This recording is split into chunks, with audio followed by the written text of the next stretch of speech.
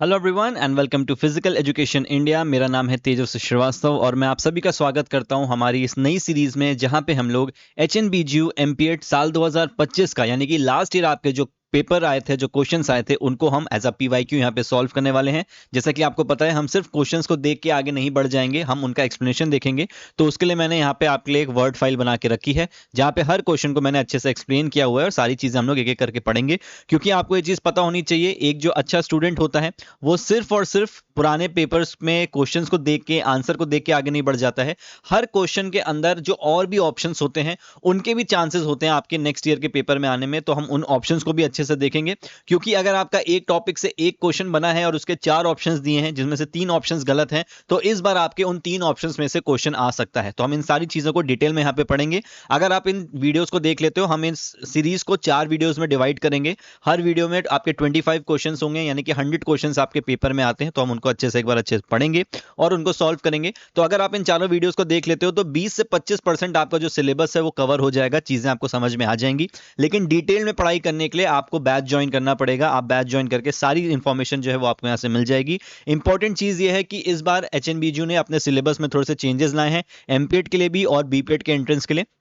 तो दोनों के जो बैचेस हैं वो हमारे ऐप के अंदर चल रहे हैं, वहां पे आप जाके ज्वाइन कर सकते हो।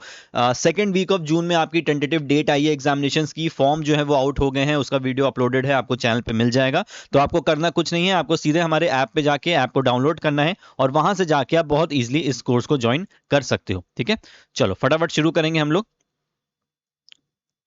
मैंने आपके लिए जो क्वेश्चन पेपर, जो एग्जैक्ट क्वेश्चन पेपर है वहां का, वो मैंने आपके लिए यहाँ पे रख दिया है, आपको स्क्रीन पे विजिबल होगा। ठीक है, तो ये आपका एग्जैक्ट क्वेश्चन पेपर है, जिससे आपका इंग्लिश और हिंदी दोनों में क्वेश्चंस आते हैं। टोटल 100 क्वेश्चंस आपके इसमें होते हैं। 25 क्वेश्चंस आज हम लोग इस वीडियो में सॉल्व करेंगे और इसके बाद के जो है हम लोग नेक्स्ट वीडियो में उनको सॉल्व करने वाले हैं। ठीक है, चलो जस्ट अ मिनट।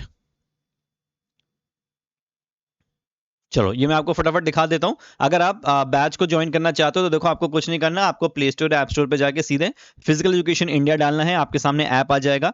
ऐप को डाउनलोड करने के बाद आप देख सकते हो कि आपका इस तरीके से इंटरफेस आ जाएगा और ऑल कोर्सेज में जब आप जाओगे तो वहां पे आपको HNBGU का BPET और MPET दोनों के बैचेस मिल जाएंगे और आप वहां से उसको ज्वाइन कर सकते हो। ठीक है, बाकी जितनी भी डिटेल्स हैं हम लोग ग्रुप में बात कर लेंगे। आपका व्हाट्सएप चैनल आप ज्वाइन कर सकते हो, नीचे डिस्क्रिप्शन में उसका भी लिंक है, वहां पे भी हम बात करेंगे। चलो फटाफट शुरू करते हैं आज के इस वीडियो को। पहले क्वेश्चन को देखते हैं। पहले क्वेश्चन में आपसे पूछा है who was father of modern Olympic games. तो ये आपका ओलंपिक गेम्स से रिलेटेड क्वेश्चन है, वो भी मॉडर्न ओलंपिक्स। तो ये आपका एक पर्टिकुलर यूनिट है। टोटल MPET में 17 यूनिट्स इस बार पेपर में आ रहे हैं, तो जिसमें मॉडर्न एंड एशियन ओलंपिक्स भी बात करेंगे। तो इसका जो आंसर है दैट इज बेरन पी देर कोबर्टीन। ठीक है, ये इसका आंसर हो जाएगा, जो कि आपके मॉडर्न ओलंपिक्स के फादर है। इनके बारे में थोड़ी और जानकारी ले लेते हैं। तो आपके जो फादर हैं वो है पियर दी कोबर्टीन। ठीक है, बैरन पियर दी कोबर्टीन इनका पूरा नाम है। इन्होंने 1896 में आपके जो ओलंपिक गेम्स हैं इसको रिवाइव किया था। एंशिएंट ओलंपिक्स आपको याद होंगे, जब वो खत्म हुए थे, थियोडोसियस ने जब उसको खत्म किया था, उसके बाद बहुत सारी चर्चा हुई कि हमें ओलंपिक गेम्स या ओलंपिक जैसे कोई और गेम शुरू करने चाहिए।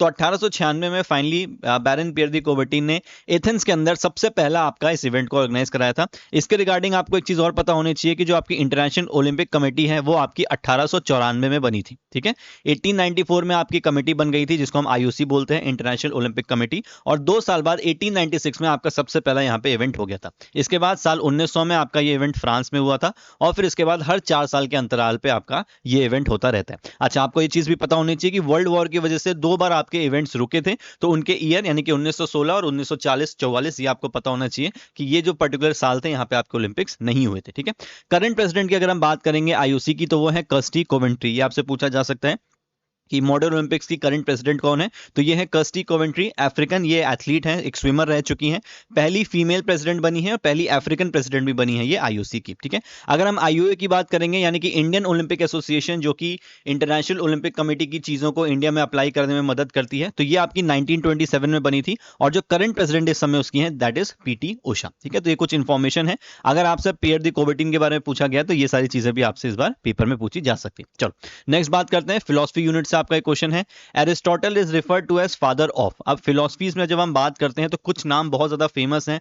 प्लेटो हो गया, एरिस्टोटल हो गया, जॉन डीवी हो गए, जॉन रूसो हो गए। तो ये कुछ नाम है जिनके जिनके रिगार्डिंग जो फिलोसफीज है काफी ज्यादा आपसे पेपर में पूछी जाती है। तो इसका जो सही आंसर है दैट इज रियलिज्म। ठीक है, हम बाकी भी फिलोसफीज को जल्दी से एक बार रिवाइज कर लेते हैं।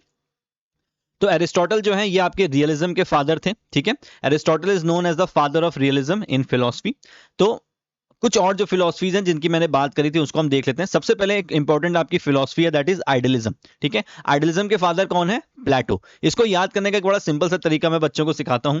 आइडियलिज्म में आपका लिखा है आइडिया, ठीक है, और हमें आमतौर पे आइडिया कब आता है? जब आप बैठोगे, है ना। तो आइडिया बैठो, आइडिया बैठो, तो बैठो का कर लो प्लेटो, तो आइडिया आइडियलिज्म क्या हो गया? प्लेटो, ठीक है। तो आइडिया कब आता है? जब आप बैठोगे। तो आइडियलिज्म किसने दी है? प्लेटो ने। तो इस तरीके से आप छोटी छोटी ट्रिक्स लगा के आप इन चीजों को याद कर सकते हो। मैं ये बात भी बोलता हूँ कि फिजिकल एजुकेशन बहुत बड़ा है, जो ऐसी बेसिक चीजें उनको ट्रिक से याद कर लो तो कोई इसमें खराब बात नहीं, ठीक है। तो जो आइडियलिज्म है ये फोकस किस चीज पे करता है? तो ये आपका फोकस करता है आइडियाज पे और माइंड पे। तो प्लेटो ने बोला था आइडियलिज्म के अंदर कि जितनी भी चीजें हम दिमाग से सोच रहे हैं वही सारी सच्चाई है, इसके अलावा कोई भी सच्चाई नहीं होती। जो भी आइडियाज हम डेवलप कर रहे हैं उसी से सारी चीजें बनती हैं, वही असली सच्चाई है। सत्यम शिवम सुंदरम भी इन्होंने अपनी इस बात में बोला था कि ये सारी चीजें आइडियलिज्म के अंदर आती हैं। बाकी डिटेल में जब आप बैचेस ज्वाइन करोगे तो ये सारे लेक्चर्स आपको डिटेल में मिल जाएंगे, तो आपकी सारी चीजें वहां से इजिली कवर हो जाएंगी। फिर रियलिज्म की बात करें तो ये अरिस्टोटल का, ये हमारा क्वेश्चन ही था, ठीक है। रियलिज्म में अरिस्टोटल ने क्या बोला था कि यहाँ पे रियलिटी और ऑब्जेक्ट्स पे फोकस होता है। जो भी चीजें आपके सामने हैं, ये पेन जिससे मैं लिख रहा हूं, ये माइक जो आप देख रहे हो, कैमरा जो रिकॉर्ड कर रहा है, लैपटॉप की स्क्रीन, मेरी मॉनिटर की स्क्रीन, ये लाइट्स, ये सारी सच्चाई है। आइडियलिज्म जैसी कोई भी सच्चाई नहीं है। तो रियलिज्म में एरिस्टोटल ने ये बात बोली थी, और ये दोनों कॉन्ट्राडिक्टरी हैं, आइडियलिज्म और रियलिज्म। एरिस्टोटल ने बात बोली थी कि आइडियलिज्म जैसा कुछ नहीं होता, दिमाग में आइडिया आइडिया ये सब बकवास की बातें हैं, जो चीजें दिख रही हैं वो सच्चाई हैं, आइडिया आइडिया को ऐसा कुछ भी नहीं होता है, ठीक है। और ये काइंड ऑफ थोड़ा सा साइंटिफिक चीजों पे भी फोकस करते थे, जैसे जो लाइट है, दीवारें हैं, जो साइंस जो बात बोलती है वही चीजें ठीक है, बाकी कुछ भी ठीक नहीं, ठीक है। फिर आपका नेक्स्ट प्रेगमेटिज्म है, ये जॉन डीवी ने दिया था। प्रेगमेटिज्म को हम लोग डिविज्म भी बोल सकते हैं, इसको हम लोग एक्सपेरिमेंटलिज्म भी बोलते हैं। ये थोड़ी सी एक मॉडर्न अप्रोच है जहां पे हम बात करते हैं प्रैक्टिकल एक्सपीरियंसेस की, यानी कि आपने लर्निंग बाय डूइंग सुना होगा कि करके सीखो, है ना।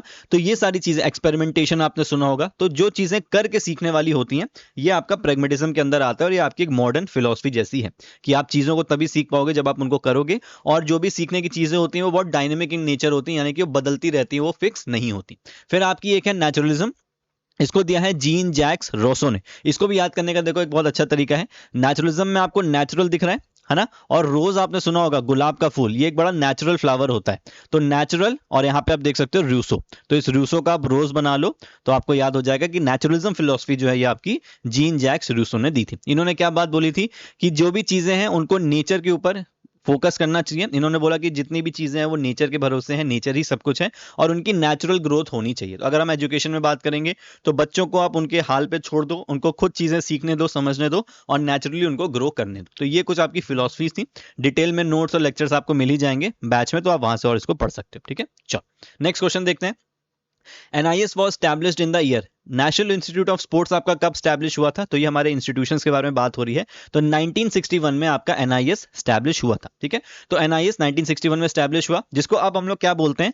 Netaji Subhash national institute of sports, अब इसको हम लोग बोलते हैं। जब वो शुरू हुआ था 1961 में तो ये आपका NIS था, लेकिन अब इसका नाम जो है 1973 में इसका नाम चेंज होकर NSNIS हो गया है। तो आप इस चीज को भी ध्यान रखोगे, ये ईयर भी आपके लिए इंपॉर्टेंट है, ठीक है। अच्छा, 1961 से मुझे याद है कि 1961 में आपका एक अवार्ड भी आया है जिसको हम बोलते हैं अर्जुन अवार्ड, ठीक है। तो दो चीजें हैं 1961 में, ये आपको याद होनी चाहिए। इसके अलावा कुछ चीजें और देख लेते हैं। तो आपका NSNIS हो गया 1961। स्पोर्ट्स अथॉरिटी ऑफ इंडिया 1984 में आई थी, साई के बारे में आपको पता होगा। LNIP कॉलेज 1957 में, HVPM कॉलेज 1914 में, YMCA कॉलेज जो कि आपका चेन्नई में है, इसके रिलेटेड एक क्वेश्चन आपका और आया है पेपर में, उसको भी हम सॉल्व करेंगे, 1920। यूनिवर्सिटी ऑफ लखनऊ का जो फिजिकल एजुकेशन डिपार्टमेंट था वो आपका 1932 में आया था, ठीक है। तो यूनिवर्सिटी ऑफ लखनऊ तो आई थिंक 1920s के आसपास खुली थी, और उसके पहले भी खुल गई थी। डिपार्टमेंट्स जो थे वो अच्छे से जब प्रॉपरली आना शुरू हुए थे, तो हमारा फिजिकल एजुकेशन डिपार्टमेंट जो है वो 1932 में आया था, और पेपर्स में जनरली यही चीज आपसे पूछी जाती है, ठीक है। HNBU की अगर हम बात करेंगे, अब क्योंकि आप इस कॉलेज का एग्जाम दे रहे हो तो आपको पता होना चाहिए, 1973 में ये university as a state university आई थी, और 2009 में ये आपकी सेंट्रल यूनिवर्सिटी हो गई थी, ठीक है। तो ये चीजें भी आपको पता होनी चाहिए। नेक्स्ट क्वेश्चन पे आ जाते हैं। The study of muscle is known as, तो जो हम मांसपेशियों की जो हम स्टडी करते हैं, जो अध्ययन करते हैं, उसको हम लोग क्या बोलते हैं? उसको हम लोग बोलते हैं मायोलॉजी। हिंदी में उसको क्या बोलेंगे? माया विज्ञान। ठीक है, तो आप देख सकते हो क्वेश्चंस जो है काफी बेसिक हैं, लेकिन हर टॉपिक से यहाँ पे क्वेश्चंस डाले गए हैं, जो कि बहुत अच्छी बात है। आपके पूरे सिलेबस से क्वेश्चंस यहाँ पे आते हैं, और आपके तो 17 यूनिट्स हो गए, इसलिए आपको 17 के 17 यूनिट्स अच्छे से पढ़ना बहुत ज्यादा जरूरी है। तो मसल की अगर हम बात करेंगे तो ये आपकी है मायोलॉजी। ठीक है, और जो ऑप्शन इसमें दिए हुए थे अगर आप उसको देखोगे तो आपका हिस्टोलॉजी, एंथ्रोपोलॉजी और साइटोलॉजी हो गया। हिस्टोलॉजी आपका होता है स्टडी ऑफ टिश्यूज, ठीक है।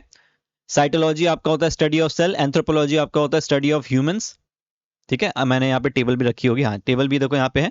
तो मायोलॉजी आपका स्टडी ऑफ मसल्स हो गया, एंथ्रोपोलॉजी स्टडी ऑफ ह्यूमंस हो गया, साइटोलॉजी आपकी स्टडी ऑफ सेल्स हो गया, और हिस्टोलॉजी आपका स्टडी ऑफ टिश्यूज हो गया। ठीक है, कुछ और चीजें भी आपसे इसमें पूछी जा सकती हैं। अगर मैं बात करूं आपके ब्लड की, तो स्टडी ऑफ ब्लड की जब हम लोग बात करेंगे तो इसको हम लोग बोलते हैं हेमाटोलॉजी। ठीक है, और अगर मैं आपसे बोन्स की बात करूं कि स्टडी ऑफ बोन्स क्या बोलते हैं, तो इसको हम लोग बोलते हैं ऑस्टियोलॉजी। इसके अलावा और भी स्टडीज होती हैं, तो वो भी आपको बैचेस के अंदर नोट्स में मिल जाएगी। एक बार उसके ऊपर नजर डाल लोगे तो आपको चीजें याद हो जाएंगी। ठीक है, चलो नेक्स्ट देखते हैं। The thyroid gland is situated in the, अब थायराइड ग्लैंड के बारे में आपको पता होगा, आपने जरूर सुना होगा। तो ये कहां पे सिचुएटेड होता है? तो यहाँ पे जो आपका आंसर दिया है that is roof of the throat, यानी कि जो थ्रोट आपका होता है उसकी रूफ पे, उसकी जो छत होती है उस पर ये सिचुएटेड होता है। बाकी ऑप्शन में आप बहुत ईजी एलिमिनेट कर सकते थे। ब्रेन में ये नहीं होता, स्कल में हमारे नहीं होता है, चेस्ट में हमारे नहीं होता, तो सीधे सीधे आपको इसका आंसर बहुत ईजिली यहाँ पे मिल रहा था। लेकिन अगर हम एग्जैक्ट लोकेशन की अगर इसकी बात करेंगे तो वो आपको पता होना चाहिए। जो थायराइड ग्लैंड है वो आपका lower front of the neck में होता है। तो जो आपकी नेक है, जो गर्दन है, इसका जो लोअर फ्रंट है, आगे की तरफ आपका यहाँ पे थायराइड ग्लैंड जो होता है वो आपका होता है, और लैरिंग्स के नीचे ही आपका सिचुएटेड होता है। ठीक है, आपने फेरिंग्स लैरिंग्स ये सब सुना होगा, तो जो लैरिंग्स हमारा होता है उसके नीचे ही आपका सिचुएटेड होता है। तो इस चीज का आप ध्यान रखोगे। ठीक है, इसके बाद थायराइड ग्लैंड का काम क्या क्या होता है? तो देखो थायराइड जो आपका होता है ना, बेसिकली आपका थायरॉक्सिन प्रोड्यूस करने में मदद करता है। ठीक है, थायरॉक्सिन आपका एक हार्मोन है जो ये प्रोड्यूस करने में सबसे ज्यादा मदद करता है, और इसका जो काम है ये बेसिकली आपकी ग्रोथ का काम करेगा, आपके अंदर मेटाबॉलिज्म का काम करेगा। तो थायराइड ग्लैंड ये सारी चीजें आपकी देखता है। ठीक है, तो ये चीज आपको पता होनी चाहिए। चलो, इंपल्स इज कैलकुलेटेड एज, यहां पे आपसे इंपल्स का फॉर्मूला पूछा गया है। तो इंपल्स का आपका जो फॉर्मूला है that is force into time. ठीक है, तो सी इसका यहाँ पे सही आंसर हो जाएगा। फोर्स इंटू टाइम जो है वो आपका इंपल्स का सही फॉर्मूला यहाँ पे दिया हुआ है। ठीक है, इंपल्स क्या है? Force into time changes momentum. तो इंपल्स बेसिकली होता क्या है? इंपल्स आपका होता है कि किसी भी ऑब्जेक्ट में किसी फोर्स की वजह से जो मोमेंटम में चेंज आता है उसको हम लोग इंपल्स बोलते हैं। ठीक है, कोई एक ऑब्जेक्ट है, उसके अंदर किसी फोर्स की वजह से, जिस फोर्स की वजह से उसके मोमेंटम में चेंज देखने को मिल रहा है, उसी को हम लोग इंपल्स बोलते हैं, जिसका फॉर्मूला होता है फोर्स इनटू टाइम। ठीक है, कुछ और आप फॉर्मूले देख लो। जैसे प्रेशर का आपका फॉर्मूला होता है फोर्स अपॉन एरिया। ठीक है, कितने एरिया पे, अगर मैं प्रेशर की बात करूं तो अगर मेरा इतना बड़ा एरिया है तो ये जो मैं इस पे फोर्स लगा रहा हूं ये क्या होगा? ये मेरा प्रेशर होगा। तो ये आपका फॉर्मूला है फोर्स, ये जो उंगली से मैं लगा रहा हूं, और मेरा एरिया, तो ये आपका होता है प्रेशर। ठीक है, तो ये आपको पता होना चाहिए। इसको हम लोग पैस्कल में नोट करते हैं।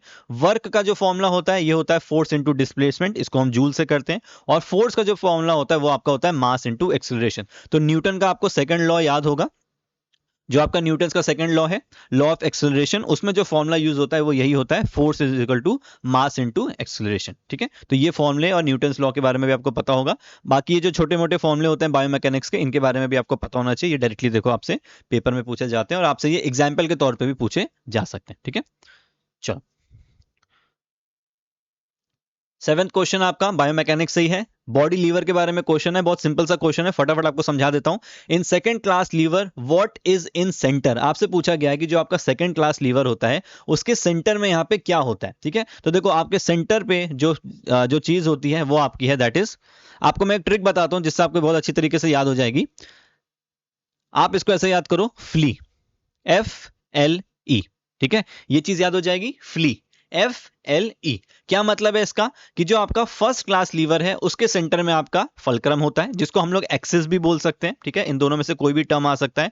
सेकंड क्लास लीवर जो होता है उसके बीच में हमारा लोड होता है हमेशा, इसको हम लोग रेजिस्टेंस भी बोल सकते हैं। दोनों में से कोई भी टर्म आपका आ सकता है पेपर में। और थर्ड क्लास का आपका जो होता है उसमें बीच में होता है एफर्ट, जिसको हम लोग फोर्स भी बोल सकते हैं। ठीक है, तो इन तीनों में से कोई भी टर्म आ सकता है। तो आपको क्या याद रखना है? फ्ली, FLE। फर्स्ट क्लास लीवर में हमेशा फल्क्रम सेंटर में यानी कि एक्सेस सेंटर में होगा, सेकंड क्लास में L यानी कि लोड सेंटर में, और थर्ड क्लास में जो एफर्ट है वो आपका सेंटर में होता है। तो पेपर में आपसे देखो क्या पूछा गया था, सेकंड क्लास लीवर के बीच में क्या होता है? तो अगर हम यहां लिख लें FLE, ई। तो फल्क्रम फर्स्ट में आता है, एफर्ट थर्ड में आता है, तो फल्क्रम काटो, एफर्ट काटो, रेजिस्टेंस को हम लोग लोड बोलते हैं, तो ये आपका यहाँ पे सही आंसर बी हो जाएगा। ठीक है, तो इस तरीके से इन बेसिक चीजों को आप यहाँ से कवर कर सकते हो। ठीक है, ये देखो ये आपका सेकंड क्लास लीवर है जिसके बीच में आपका लोड आ रहा है। ठीक है, फर्स्ट क्लास में देखो आपका फल्क्रम आता है और थर्ड क्लास में आपका एफर्ट जो है वो इसके अंदर आता है। ठीक है, इस तरीके से आपको याद करना है। कुछ इसके एग्जांपल्स जो हैं जो आपसे एग्जाम्स में पूछे जाते हैं, तो इनको आप जरूर बैचेस में जब आप ज्वाइन करोगे तो आप इनको नोट्स में अच्छे से एक बार देख लेना। ठीक है, चलो, which plane of the body divides it into upper and lower part. तो ये भी आपका बायोमैकेनिक्स का क्वेश्चन है कि कौन सा वो प्लेन है जो आपकी बॉडी को अपर और लोअर पार्ट में डिवाइड करता है। तो इसका आंसर है आपका ट्रांसवर्स प्लेन। ठीक है, जो आपका ट्रांसवर्स प्लेन होता है ये आपकी बॉडी को ऊपर और निचली भाग में डिवाइड करता है।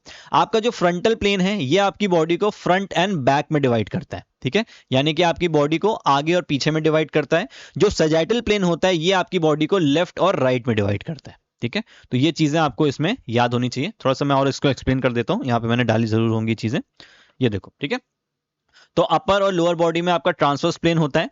ठीक है, ये देखो ये आपके इमेज भी यहां पे बनी हुई है। फ्रंटल प्लेन देखो आपकी बॉडी को फ्रंट, ये आप देख सकते हो यहाँ पे पीछे आपको हल्का सा ये हाईलाइटेड दिख रहा होगा, तो ये बैक का पार्ट है जो पीछे चला गया है और ये आगे आपका फ्रंट का पार्ट है। तो फ्रंटल प्लेन, इसमें फ्रंटल से याद कर लो, फ्रंट और बैक में डिवाइड करता है। सैजिटल प्लेन आपकी बॉडी को देखो ये इसका राइट पार्ट है और उधर उसका लेफ्ट पार्ट है, इसमें डिवाइड करता है। और ये आपका ट्रांसवर्स प्लेन है जो कि आपकी बॉडी को अप और डाउन में यहाँ डिवाइड करता है। अच्छा, इसके साथ आपको एक्सिस पता होने चाहिए कि ये कौन से एक्सिस प्लेन के साथ काम करते हैं, तो ये भी हमेशा फिक्स होते हैं। कभी भी आप बात करोगे फ्रंटल प्लेन की तो इसके साथ हमेशा सैजिटल एक्सिस काम करता है। ठीक है, हमेशा आप इसको याद रखोगे कि आपके फ्रंटल प्लेन के साथ सैजिटल एक्सिस काम करता है। सैजिटल प्लेन के साथ वाइस वर्सा हो जाता है, इसके साथ आपका फ्रंटल एक्सिस काम करता है। ठीक है, तो दोनों में उल्टा हो जाएगा, फ्रंटल प्लेन के साथ सैजिटल एक्सिस और आपका सैजिटल प्लेन के साथ फ्रंटल एक्सिस आपका काम करता है। तो ये हमेशा फिक्स होते हैं, आप इसको याद रखोगे। और ट्रांसवर्स प्लेन के साथ आपका लॉन्गिट्यूडनल एक्सिस जो होता है वो आपका यहाँ पे काम करता है। ठीक है, तो ये हमेशा फिक्स होते हैं, आप इनको याद करोगे। बाकी कुछ एग्जाम्पल्स भी इसके देख के जाओगे ताकि अगर एग्जाम्पल्स पूछे जाए तो आप इसका आंसर कर पाओगे। चलो, 9th क्वेश्चन देखते हैं। Newton second law of motion is also known as. तो न्यूटन का देखो एक क्वेश्चन यहाँ पे आ गया, मैंने अभी आपको बता भी दिया था एक क्वेश्चन में। तो इसी तरीके से अगर आप चीजों को रिलेट करके पढ़ोगे, लेक्चर्स को ध्यान से सुनोगे, तो बहुत सारे क्वेश्चन जो है वो आपको समझ में आने लगेंगे। तो न्यूटन सेकंड लॉ जो है इसको हम लोग बोलते हैं लॉ ऑफ एक्सेलरेशन। ठीक है, लॉ ऑफ इनर्शिया आपको पता होगा, ये फर्स्ट लॉ है। Law of action and reaction ये आपका थर्ड लॉ होता है। ठीक है, तो लॉ ऑफ एक्सेलरेशन आपका, जिसमें हम बात करते हैं force is equal to mass into acceleration. ठीक है, जिसमें आपका मास और जो एक्सेलरेशन होता है ये इनवर्सली प्रोपोर्शनल होता है, यानी कि अगर मास आपका बढ़ेगा तो एक्सेलरेशन कम हो जाएगा, एक्सेलरेशन अगर बढ़ेगा तो मास आपका कम हो जाएगा। ठीक है, तो ये दोनों एक दूसरे के अपोजिट काम करते हैं। तो बहुत सिंपल सा ही क्वेश्चन था, डायरेक्ट नॉलेज बेस्ड क्वेश्चन था, इसको आप आराम से सॉल्व कर पाओ। ठीक है, तो ये आपका force is equal to mass into acceleration ही होता है। चलो, नेक्स्ट क्वेश्चन देखते हैं। In an isometric contraction muscle क्या होता है? तो आपके जो टाइप्स ऑफ कॉन्ट्रैक्शन होते हैं उसमें आपका एक आइसोमेट्रिक, एक आइसोटोनिक और एक आपका आइसोकाइनेटिक, ये तीन तरह के आपके कॉन्ट्रैक्शंस होते हैं। तो आपसे पूछा गया कि आइसोमेट्रिक में क्या होता है। तो अगर आप ध्यान रखोगे, आइसोमेट्रिक का मतलब होता है, जिसमें आइसो का मतलब होता है सेम और मेट्रिक का मतलब होता है लेंथ। तो वो मूवमेंट या फिर वो कॉन्ट्रैक्शन जिसमें आपकी मांसपेशी यानी कि जो मसल्स का जो आपका कॉन्ट्रैक्शन होता है या फिर जो मूवमेंट होता है वो कभी चेंज नहीं होता, वो एक जैसा रहता है, तो उसको हम लोग क्या बोलते हैं? आइसोमेट्रिक कॉन्ट्रैक्शन हम उसको बोलते हैं। तो इसका आंसर क्या हो जाएगा? Neither shortens nor lengthens. ठीक है, तो इसमें आपकी मसल जो है ना तो छोटे होती है और ना ही लंबी वो होती है, वो अपनी जगह पे फिक्स रहती है। ठीक है, अच्छा एक चीज मैं आपको और बता दूं, ये जो आंसर मार्क्ड है ना पीछे, आप इन पे ध्यान मत देना, ये मैंने जिस स्टूडेंट का लिया था उसने क्वेश्चन मार्क ऐसे आंसर मार्क किए थे। जो आंसर्स मैं आपको टिक करके बता रहा हूं आप उन पे ध्यान दोगे। ठीक है, तो इसके अलावा देखो आपकी होती है आइसोटोनिक। मैं आपको एग्जांपल अगर दूं, आइसोमेट्रिक का एक जो बहुत अच्छा एग्जांपल होता है वो होता है आपका Planck.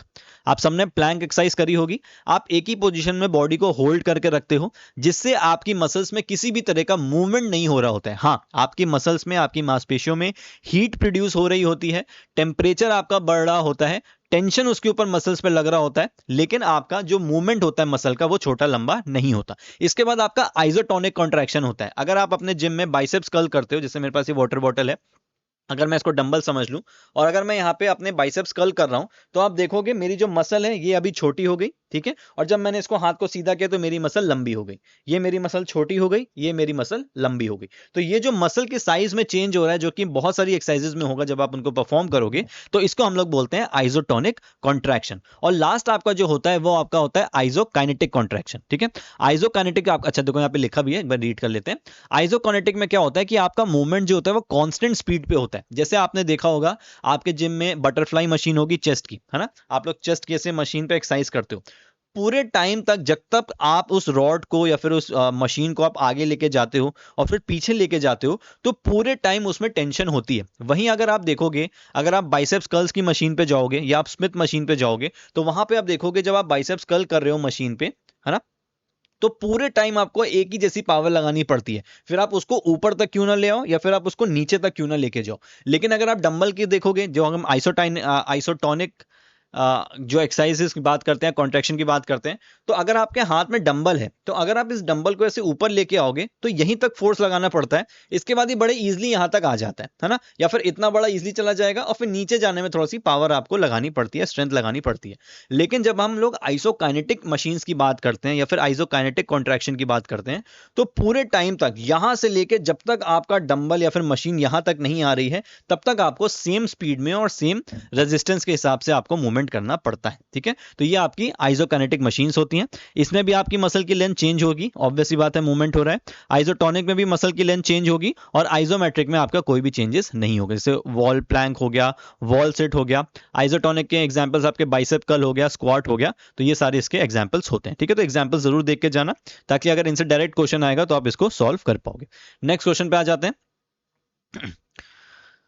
What do you mean by cryotherapy? तो क्रायोथेरेपी क्या होती है? तो क्रायोथेरेपी के अगर मैं एक ऑप्शन यहाँ पे और डाल दूं, तो क्रायोथेरेपी का मतलब होता है जहां पे आपको रोना होता है। ठीक है, ये बेसिकली ऐसी थेरेपी होती है जहां पे आप जितना ज्यादा रोगे उतना ज्यादा आपका जो मजाक कर रहा हूं मैं, ऐसा कुछ भी नहीं होता, सीरियस मत लेना।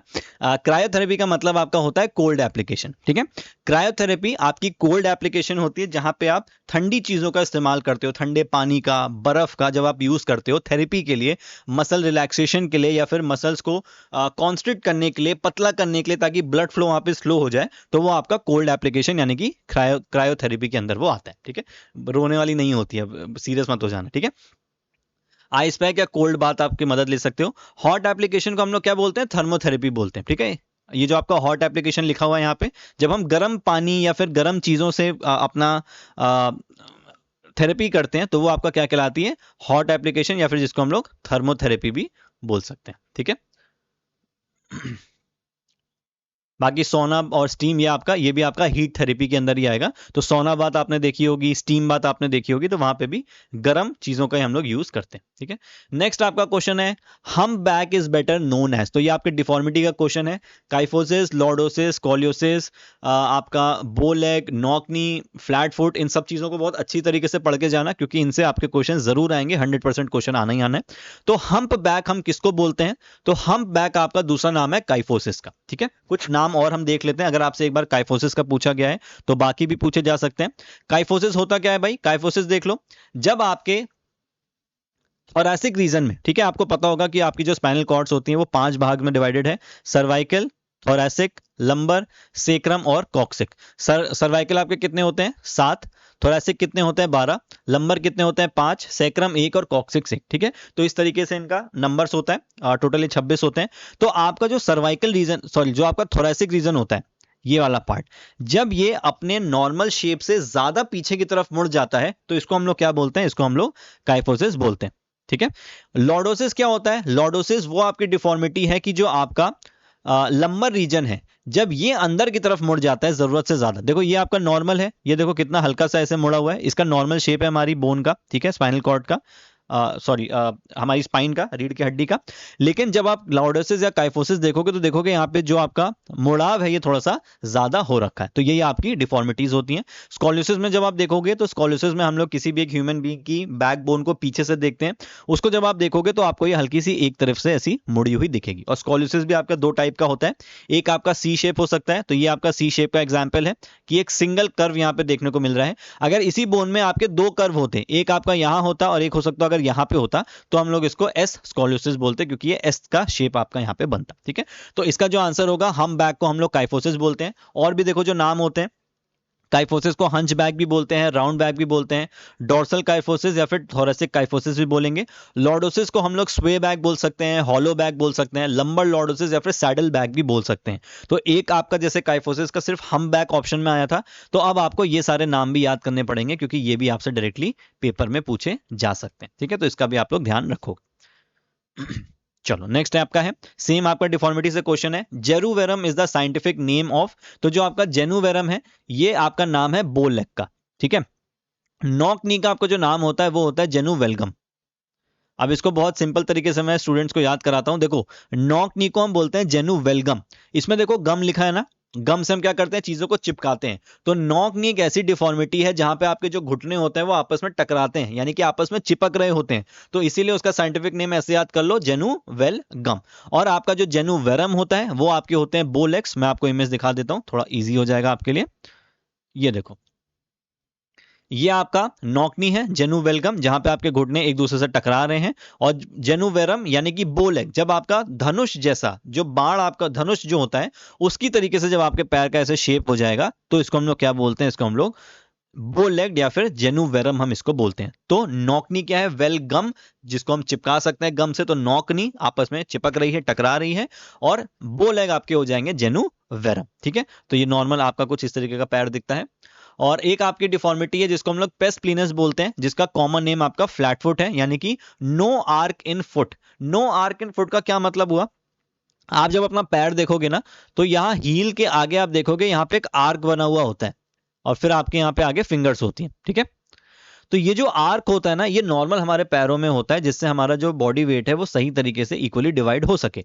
लेकिन जब ये आर्क खत्म हो जाता है या फिर ये आर्क नहीं होता, यानी कि आपका पैर कुछ इस तरीके से सीधा हो जाएगा, पूरा नीचे तक आएगा, आप अपने पैर को पूरा ऐसे नीचे तक रख सकते हो, तो इसको हम लोग क्या बोलते हैं, इसको हम लोग फ्लैट फुट या फिर पेस प्लीनस बोलते हैं। इस केस में आपके पैरों में बहुत ज्यादा दर्द हो सकता है क्योंकि आपका जो बॉडी वेट है वो सही तरीके से आपके पैरों पे नहीं आता। ठीक है, बाकी डिटेल में आपको ये सारी चीजें पढ़ने को मिल ही जाएंगी, तो आप उसको पढ़ सकते हो। चलो, paraffin melt in range between, अब ये बहुत फैक्चुअल क्वेश्चन है, ये सिर्फ आपको याद करना है। जो पैराफिन आपकी बात होती है बेसिकली एक वैक्स बात होती है। आपने वैक्स देखा होगा, इमेज मैंने यहाँ पे लगाई है, आप देख सकते हो। ठीक है, देखो ये वैक्स है, तो इस वैक्स में हम लोग, ये गर्म होता है और इसमें हम अपनी स्किन को डुबाते हैं। ये भी एक तरह की थेरेपी आपकी होती है। तो इसमें जो रेंज होता है वो 52 से 58 डिग्री सेल्सियस होता है। अगर इससे ज्यादा होगा तो ये आपकी स्किन को जला भी सकता है। तो ये तो आपकी फैक्चुअल चीज है, ये आपको सीधे सीधे याद करनी है। चलो, बहुत कॉमन इंजरी है, स्पोर्ट्स की है। Tennis elbow is also known as, tennis elbow जो आपकी बीमारी, जो आपकी एक इंजरी होती है, नॉट बीमारी, ये इसको और क्या बोल सकते हैं, तो इसको हम लोग बोलते हैं लेटरल एपिकॉन्डिलाइटिस। ठीक है, इसको हम लोग बोलते हैं लेटरल एपिकॉन्डिलाइटिस। आप एक बार इमेज देखोगे तो आपको समझ में आएगा। और टेनिस एल्बो होता कहाँ, ये बहुत इंपॉर्टेंट है। तो ये आपका होता है आउटर एल्बो में, ये जो आपकी एल्बो है इसका जो बाहरी वाला हिस्सा है, जो बाहर वाला हिस्सा है ना, इसमें जब आपके पेन हो रहा होता है या फिर यहाँ पे जब आपकी इंजरी हुई है तो हम लोग उसको बोलते हैं टेनिस एल्बो। और जब उसी के अपोजिट साइड, यानी कि अगर मैं बात करूं मेरी इस नी के बाहर वाली हिस्सा में इंजरी हुई है, तो ये आपका टेनिस एल्बो है, जिसको हम लोग लेटरल एपिकॉन्डिलाइटिस भी बोलते हैं। जब इसके अपोजिट साइड यानी कि अंदर की तरफ आपको इंजरी हुई है या फिर दर्द हो रहा है तो इसको हम लोग बोलते हैं गोल्फर्स एल्बो। ठीक है, तो ये नाम भी इंपॉर्टेंट है। अगर टेनिस एल्बो पूछा गया तो इस बार आपसे गोल्फर्स एल्बो पूछा जा सकता है। ठीक है, तो टेनिस एल्बो क्या है, pain on outer elbow due to overuse, जब आप जरूरत से ज्यादा अपनी एल्बो का यूज कर रहे हैं तो बाहर की तरफ यहां पेन होने लगता है। और सेम गोल्फर्स एल्बो क्या है, जब अंदर की तरफ आप बहुत ज्यादा यूज करते हो तो आपके यहां पे पेन होना शुरू हो जाता है। ठीक है, तो इस चीज का आपको यहां पे ध्यान रखना है।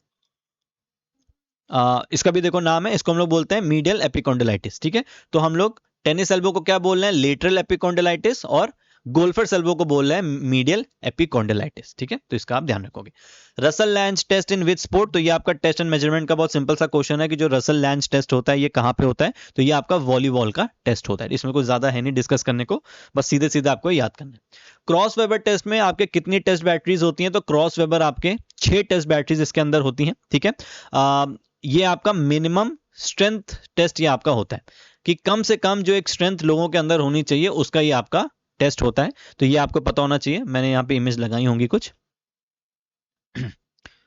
ये देखो, ये आपके 6 टेस्ट होते हैं। ठीक है, जिसमें आपका एब्डोमिनल प्लस श्वास मसल्स होती हैं। ठीक है, फिर आपकी एब्डोमिनल माइनस श्वास मसल्स, फिर आपकी श्वास मसल्स की स्ट्रेंथ, अपर बैक की स्ट्रेंथ, लोअर बैक की स्ट्रेंथ, और फिर आपका leg length of back and hamstring muscles की जो होती है फ्लेक्सिबिलिटी काइंड ऑफ, हम यहाँ पे अपनी हैमस्ट्रिंग की चेक करते हैं, ठीक है।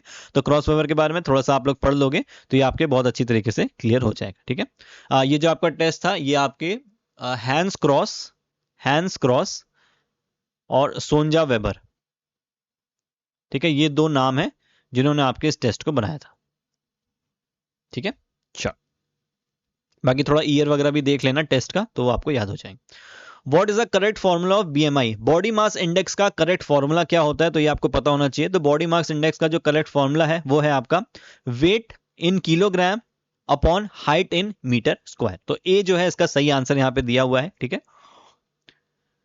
तो ए इसका सही आंसर है, वेट इन किलोग्राम और हाइट इन मीटर स्क्वायर आपका इसका आंसर होता है। अगर मैं आपको बोलूं कि आपको अपनी बॉडी का बीएमआई निकालना है तो आपको सबसे पहले अपना बॉडी वेट किलोग्राम में पता होना चाहिए। फॉर एग्जांपल किसी का वेट अगर 80 किलोग्राम है, ठीक है, तो आपको नीचे अपॉन में डालना है उसकी height in metre square. Generally हमें इंडिया में सेंटीमीटर्स में हाइट पता होती है, तो अगर जैसे आपको सेंटीमीटर में हाइट पता है 1.8 उसकी हाइट है, ठीक है, सॉरी ये तो मीटर्स में ही हो गई। अगर किसी की हाइट 180 मीटर्स है तो आप सीधे सीधे इसको 100 से डिवाइड कर दो तो ये आपकी मीटर्स में हाइट आ गई। अब आपको क्या करना है, इसका स्क्वायर करना है, यानी कि 1.8 इंटू 1.8 कर देना है। जो भी वैल्यू आएगी उसको आपको यहाँ पे पुट कर देना है, इसको सॉल्व कर देना है और आपका जो बीएमआई स्कोर है वो आ जाएगा। इसके लिए आपको बीएमआई इंडेक्स पता होना बहुत जरूरी है कि normal weight, under weight, over weight, obese class कहां से शुरू होती है। तो जब हमारा बीएमआई स्कोर 30 को क्रॉस करता है वहां से हमारी ओबीस क्लास 1, उसके बाद ओबीस क्लास 2 और उसके बाद ओबीस क्लास 3 जो होती है वो शुरू हो जाती हैं। तो एक बार आप लोग इंडेक्स को भी अच्छे से देख के जाओगे क्योंकि आपसे रेंजेस पूछे जाते हैं। आपको सीधे सीधे क्वेश्चन में आ जाएगा कि बताओ बीएमआई का जो ओवर वेट की रेंज होती है वो कितनी होती है, तो वो सारी चीजें आपको पता होनी चाहिए, ठीक है। चलो नेक्स्ट क्वेश्चन देखते हैं जल्दी से। Which test item is not there in JCR test, जो आपका जेसीआर टेस्ट होता है इसमें से कौन सा उसमें से आइटम नहीं है, तो इसका सही आंसर है 100 यार्ड शटल रन टेस्ट, ठीक है। तो जेसीआर को याद करना बहुत इजी है, इसमें जे से आपका जंप है, ठीक है, सी से आपका चिनअप है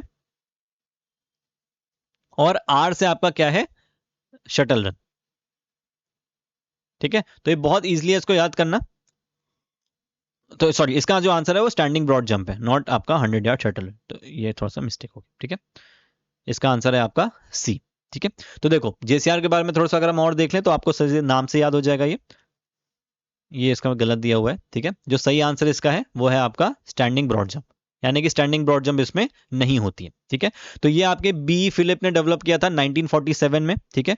this test battery measures general motor ability and fitness, जैसे पावर, स्पीड, एजिलिटी, एंड्योरेंस, ये सारी चीजें आपकी इसमें देखी जाती हैं। इसको भी याद करने का बहुत अच्छा तरीका है। 1947 में याद होगा हमारा देश आजाद हुआ था। देश आजाद हुआ तो भाई हमने खुशी के मारे घर में बल्ब जलाए। बल्ब आपको पता होगा फिलिप्स कंपनी के बल्ब बहुत आते थे पहले, तो हमने फिलिप्स कंपनी के बल्ब जलाए 1947 में। तो जेसीआर टेस्ट भी आप ऐसे याद कर सकते हो। जे से मतलब है जंप, सी से मतलब है आपका चिनअप और आर से मतलब है आपका शटल रन, ठीक है। चलो आई होप ये चीज आपको क्लियर होगी। नेक्स्ट बात करते हैं, in a single knockout fixture for 23 teams the number of byes to be given will be. तो नंबर ऑफ बाइज निकालने का बहुत सिंपल सा फॉर्मूला होता है, जितने भी नंबर ऑफ टीम्स आपको दिए, जैसे कि हमको 23 टीम्स दी हुई है, तो आपको इसका नेक्स्ट 2 की जो पावर है वो देखनी होती है। अगर हम 2 की पावर्स देखेंगे तो 2 इंटू 2 इंटू 2 इंटू 2 इंटू 2 कितनी वैल्यू हो गई, ये हो गया 2, ये हो गया 4, ये हो गया 8, ये हो गया 16, ये हो गया 32। तो जो आपकी 23 टीम्स दी हुई है इसके बाद जो 2 की पावर आ रही है दैट इज 32। और आपको 22 निकालने के लिए सीधे सीधे क्या करना है, इसी 32 में से इस 23 टीम्स को माइनस कर देना है, आपकी वैल्यू आ जाएगी 9 और आपका जो सही आंसर हो जाएगा वो हो जाएगा आपका यहाँ पे 9। इसी तरीके से आपको क्वेश्चन को सॉल्व करना है। मैं आपको एक होमवर्क क्वेश्चन यहाँ पे दे देता हूँ। आपके पास जो नंबर ऑफ टीम्स हैं दैट इज 41। अब आप फटाफट इसका आंसर लिखोगे कमेंट में कि 41 के केस में नंबर ऑफ बाइज आपके कितने होंगे, ठीक है। चलो नेक्स्ट क्वेश्चन आपका है 21 क्वेश्चन हम देख लेते हैं जल्दी से। Which organ stores excess bile, हमारी बॉडी में जो बाइल प्रोड्यूस होता है उसको कौन सा ऑर्गन हमारा स्टोर करता है, तो इसका आंसर है गॉल ब्लैडर, ठीक है। ये एनाटॉमी और फिजियोलॉजी के आपके कुछ टॉपिक्स हैं। तो जो गॉल ब्लैडर है ये हमारा जितना बाइल होता है जिसको प्रोड्यूस कौन करता है, ये चीज भी आपको पता होना चाहिए कि इसमें जो लिवर ऑप्शन है ये बाइल को प्रोड्यूस करता है, ये स्टोर नहीं करता, ठीक है। काइंड ऑफ स्टोर करता भी है लेकिन जब हम एक्सेस बाइल की बात करेंगे तो वो हमारा गॉल ब्लैडर स्टोर कर लेता है। मेनली गॉल ब्लैडर का ही काम है हमारे बाइल को स्टोर करने का, ठीक है। बाकी पैनक्रियास का है, आपके कुछ एंजाइम्स आपके प्रोड्यूस करते हैं। ओसोफेगस क्या होता है, आपका फूड पाइप होता है, जिस रास्ते से आपका खाना आपके पेट में जाता है वो आपका ओसोफेगस होता है, ठीक है। तो ये ऑप्शंस जो थे वो मैंने आपको यहाँ पे बता दिए। चलो नेक्स्ट क्वेश्चन देखते हैं। Another name of WBC, WBC का दूसरा नाम क्या है? तो WBC का जो दूसरा नाम है दैट इज ल्यूकोसाइट्स, ठीक है। ल्यूकोसाइट्स को ही हम लोग WBC और बोलते हैं। RBC की अगर मैं बात करूं तो RBC को हम लोग बोलते हैं एरिथ्रोसाइट्स, देखो यहाँ ऑप्शन में दिया हुआ है। तो WBC को पहली बात तो आप RBC नहीं बोलोगे तो इसको काट दो, प्लाज्मा नहीं बोला जाता, एरिथ्रोसाइट्स तो आपके RBC को ही बोला जाता है, ठीक है। तो अगर आपसे देखो इस बार WBC पूछ लिया गया है जिसको ल्यूकोसाइट्स बोलते हैं, तो अगली बार आपसे RBC का भी नेम पूछा जा सकता है जो कि आपका एरिथ्रोसाइट होता है। यहाँ पे एक बार देख लो, ठीक है। तो WBC को ल्यूकोसाइट्स बोलेंगे। ब्लड सेल की अगर हम बात करेंगे तो white WBC leucocytes, red blood cells आपके एरिथ्रोसाइट्स हो गए, और प्लेटलेट्स को क्या बोल सकते हैं हम लोग? इसको थ्रोम्बोसाइट्स बोलते हैं, ठीक है। तो ये तीन नाम है, ये आपको पता होना चाहिए। WBC ल्यूकोसाइट्स, RBCs एरिथ्रोसाइट्स, और आपके जो प्लेटलेट्स हैं इसको हम लोग थ्रोम्बोसाइट्स बोलते हैं, ठीक है। ये आपके WBCs के कुछ टाइप्स होते हैं, ये भी आप एक बार चाहो तो इसको देख सकते हैं। मोनोसाइट, बेसोफिल, ओजोनोफिल, लिम्फोसाइट्स और न्यूट्रोफिल, ये आपके WBC के टाइप्स होते हैं। चलो, Florence Nightingale belongs to which country? तो ये काइंड ऑफ आपकी हिस्ट्री का जो पार्ट है ये शुरू हो गया यहाँ पे, ठीक है। बहुत फेमस नाम है फ्रांस नास्टिगल। इसकी तरह इनके अलावा और भी बहुत सारे नाम हैं जो कि जर्मनी में बहुत फेमस हैं। इंग्लैंड के कुछ लोग हैं उनका नाम बहुत फेमस है। आपके स्वीडन के कुछ लोग हैं जैसे पर हेनरिक लिंग है, जमाल लिंग थे जो उनके बेटे थे, उनका नाम बहुत ज़्यादा फेमस है। आप अगर जर्मनी में जाओगे तो फ्रेडरिक लडविग जॉन हो गए, बर्नार्ड बेस्डो हो गए, गटमुट्स हो गए, ये लोग बहुत ज़्यादा फेमस है। तो ये नाम आपको याद रखने पड़ेंगे कि ये किस कंट्री से बिलोंग करते हैं, और इनके अपने अपने कुछ काम भी हैं, जैसे फिलैंथ्रोपिनम का काम था, कुछ स्कूल्स ओपन हुए थे, एजुकेशन इंस्टीट्यूट्स इन्होंने ओपन किए थे, कुछ फादर हैं किसी किसी चीज़ के। तो ये सारी चीज़ें हमने लेक्चर्स में डिस्कस करी है। यही फैक्चुअल क्वेश्चन है जो आपके पेपर में पूछे जाते हैं, और आपको थोड़ा सा टाइम देके इनको पढ़ना पड़ेगा, ठीक है। क्योंकि देखो जितनी सारी चीज़ें यहाँ पे पेपर में पूछी गई हैं ये टॉपिक्स का एक पार्ट है। जैसा अगर मैं फ्रांस नास्टिगल की बात करूं तो ये एक सिंगल नेम है। इसके अलावा और बहुत सारे नाम हैं जो कि आपके हिस्ट्री में होते हैं। बहुत सारे तो मैं इसलिए नहीं बोलूंगा कि 100-150 नाम है, लेकिन 10-12 नाम जरूर हैं जो कि बहुत इंपॉर्टेंट है और उनके बारे में आपको पता होना चाहिए। और ये सिर्फ आपको यहाँ HNBGU के एमपीड एग्जामिनेशन में नहीं, आप आगे कोई भी एग्जामिनेशन दोगे तो ये बहुत ज्यादा आपको चीजें हेल्प करती हैं। इसलिए मैं आपको बोल रहा हूँ कि एक अच्छा कॉलेज है ये आपके लिए। मैं पहले इस बात को बोला करता था कि HNBGU एज एन ऑप्शन रख लो, CUT PG में अच्छे मार्क्स नहीं आए तो रख लो, लेकिन अब मैं बहुत आराम से और बहुत ईजिली इस चीज को बोल सकता हूँ कि HNBGU ने खुद को बहुत डेवलप किया बीते कुछ सालों में। काफी स्टूडेंट्स का वहां से JRF क्वालिफाई हुआ है क्योंकि वहां पे उनको अच्छी गाइडेंस मिल रही है। मैंने खुद वहां से मास्टर्स करी है, मैंने खुद JRF क्वालिफाई किया। वंदना मैम की फोटो आप देख सकते हो जो कि आपके पोस्टर पे यहाँ पे लगी हुई है, तो उन्होंने भी वहीं से क्वालिफाई किया था। उसके साथ साथ मेरे बैचमेट्स थे, मेरे सीनियर्स थे, तो कुछ सालों में ही बहुत सारे लोगों ने वहां से एग्जामिनेशन को क्वालिफाई किया। तो आगे भी अगर आपको पढ़ाई करनी है या फिर चीजें समझनी है तो इन सबको आपको एक बार अच्छे से पढ़ना पड़ेगा, ठीक है। तो इसका जो आंसर है वो हो जाएगा आपका डेनमार्क। फ्रांस नास्टिगल जो है ये आपके डेनमार्क से बिलोंग करते हैं, ठीक है। और इनको father of physical education in Denmark भी बोला जाता है, ठीक है। चलो, तो ये फैक्चुअल क्वेश्चन था।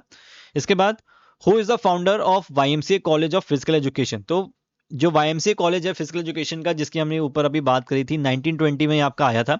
और इसके साथ साथ अगर मैं आपको और चीजें इसमें बताना चाहूँ तो YMCA कॉलेज जो आपका है, इसने आपके जो शुरू के कुछ कोर्सेज हैं वो शुरू किए थे। जैसे CPED आपका हो गया जो बहुत पहले हुआ करता था, DPED भी इन्होंने शुरू किया था। तो कुछ मेजर जो कोर्सेज थे वो भी इन्होंने शुरू किए थे, ठीक है। तो इसका जो आंसर हो जाएगा दैट इज SC बक, आपका इसका आंसर हो जाएगा। तो इसको अगर हम एक बार देख लेते हैं फटाफट, SC बक आपके इसका आंसर हो जाएगा, ठीक है। बहुत फैक्चुअल क्वेश्चन है, आपको पता होना चाहिए। तो YMCA कॉलेज चेन्नई में आपका सिचुएटेड है, ठीक है। और GD सोंदी की अगर हम बात करें तो इसमें एक अच्छा ऑप्शन आपका दिया हुआ है, ये एशियन गेम्स के आपके फाउंडर थे, ठीक है। तो GD सोंदी भी बहुत इंपॉर्टेंट नाम है इंडियन, अगर हम बात करेंगे इंडियन पॉइंट ऑफ व्यू से फिजिकल एजुकेशन का, तो इसमें ये चीज़ आपको पता होनी चाहिए, ठीक है। चलो, नेक्स्ट क्वेश्चन देख लेते हैं। बाकी जवाहरलाल नेहरू के बारे में आपको पता ही होगा, JRD टाटा के बारे में आपको पता ही होगा। इनका कोई बहुत ज़्यादा रिलेशन नहीं है। हाँ, हालांकि जवाहरलाल नेहरू ने एशियन गेम्स को भी शुरू कराने में बहुत मदद करी थी 1951 में, जो कि इंडिया में पहली बार हुआ था, न्यू दिल्ली में। फिर हम बात करते हैं टर्मिनोलॉजीज की। तो आपका कैडी टर्म जो है ये किस गेम से रिलेटेड है? तो कैडी जो है ये आपका गोल्फ गेम से रिलेटेड होता है, ठीक है। गोल्फ में कैडी का क्या मतलब होता है? आपने देखा होगा कि जो गोल्फर्स होते हैं उनके साथ एक बंदा होता है जो चीज़ों को, इक्विपमेंट्स को कैरी करके चलता है, तो उसी को हम लोग क्या बोलते हैं? उसको हम लोग कैडी बोलते हैं, ठीक है। Person who carries golfer's clubs, जो भी इंसान, वो जो गोल्फर के जो क्लब होते हैं, आपने देखा होगा, जो जिसको हम लोग नॉर्मल भाषा में स्टिक बोल देते हैं ना, गोल्फ की स्टिक, उसको क्या बोला जाता है? उसको क्लब बोला जाता है। तो जो भी एक पर्सन उस क्लब को कैरी करता है एक बैग में डाल के, क्योंकि अलग अलग तरीके से क्लब होते हैं, आपको लंबा शॉट लेना है उसके लिए अलग क्लब होता है, जिसमें आपका एक, आप ऐसे देखोगे कि वो नीचे से पतला होता है, उसमें एक फ्लो बना होता है, या फिर एक ऐसी डिजाइन बनी होती है जिससे आप बॉल को ऊपर हिट कर पाओ। अगर आपको क्लोज रेंज शॉट लेना है तो आप देखोगे एकदम मोटा सा आपका क्लब होता है नीचे से। तो ये अलग अलग टाइप के होते हैं जो कि एक ह्यूमन बींग या फिर एक पर्सन कैरी करता है, ठीक है। चलो, ये 25 क्वेश्चन थे, ये आपके लिए एक होमवर्क क्वेश्चन है। तो एक होमवर्क क्वेश्चन मैंने आपको ऊपर दिया था, ठीक है, और एक होमवर्क क्वेश्चन आपका ये है। मैंने आपको एक 22 का क्वेश्चन दिया था, जो भी मैंने नंबर दिया था उसका आप आंसर लिखोगे, और साथ ही साथ इस क्वेश्चन का भी आप लोग आंसर करोगे। विच mineral plays a key role in nerve impulse transmission and muscle contraction and its imbalance can affect heart rhythm. तो ध्यान से इस क्वेश्चन का आप आंसर करोगे। 4 ऑप्शन आपके सामने दिए हुए हैं। बाकी नेक्स्ट जो हमारा नेक्स्ट वीडियो जो होगा उसमें हम 26 क्वेश्चन से स्टार्ट करेंगे। तो यहां तक हमने कंप्लीट कर लिया है। नेक्स्ट हमारा शुरू होगा 26 नंबर क्वेश्चन से, और यहां से हम लोग लेके 50 क्वेश्चन जो है हमारे, हम उसको सॉल्व करेंगे, ठीक है। बाकी आपका कोई भी डाउट होगा तो आप पूछ सकते हो कमेंट सेक्शन में, हम आपको रिप्लाई करेंगे। बैच ज्वाइन कर लेना, एमपीएड और बीपीएड दोनों के बैचेस चल रहे हैं, तो ज्वाइन कर लोगे तो आपकी जो तैयारी है वो बहुत ज्यादा स्ट्रांग हो जाएगी। रिकॉर्डेड क्लासेस उसमें अवेलेबल हैं आपके लिए, प्लस हम कुछ लाइव बैचेस भी करेंगे अगर हमें लास्ट स्टेजेस पे जरूरत पड़ेगी तो। चलो, तब तक अपना ध्यान रखो, तैयारी करते रहो। मिलते हैं हम लोग अगली क्लास में।